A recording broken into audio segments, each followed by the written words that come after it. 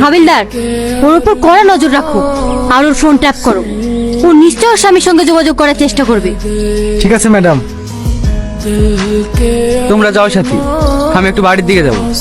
চলুন তাহলে আপনাকে ড্রপ করে থানায় যাই। না না, তোমাদেরকে আর কষ্ট করতে হবে না, আমি টোটো ধরে চলে যাব। আপনার অসুবিধা হবে না তো? না না, তোমরা যাও।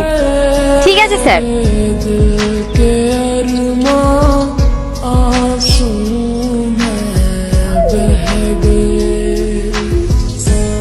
হ্যালো, সাবধান হয়ে যাও।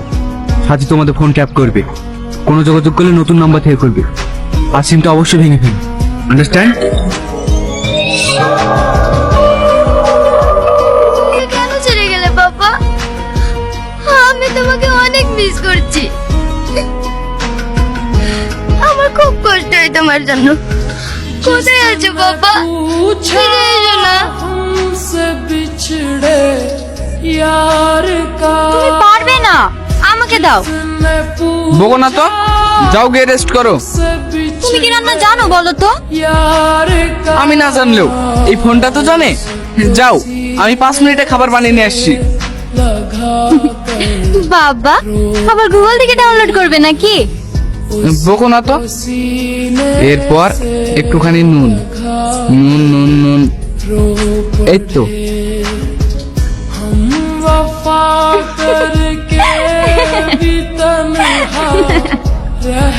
কি হলো? আরে পুত্র, এটা চিনি। হ্যাঁ, হ্যাঁ। তো এত হাসির কি আছে? নুনের জায়গায় যদি চিনি খাও, তাহলে আমাদের মেয়েও তো মিষ্টি স্বভাবের হবে। কে বলেছে আমাদের মেয়ে হবে? ছেলেও তো হতে পারে। জি না ম্যাডাম, আমাদের মেয়েই হবে। আর মেয়েটা আপনার মতন কিউট হবে। তাই নাকি? ফিটনেস পেয়েছো নাকি? হ্যাঁ ম্যাডাম, অনেক বড় কিছু পেয়েছি। এই দেখুন।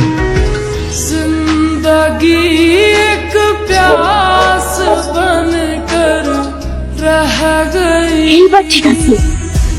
গড়িয়ে ধরো। जिंदगी एक प्यास बनकर रह गई, प्यार के किस এইবার যদি সব প্ল্যান মাফিক চলে, তাহলে ফাউন্ডেশনের 150 কোটি টাকা আমাদের।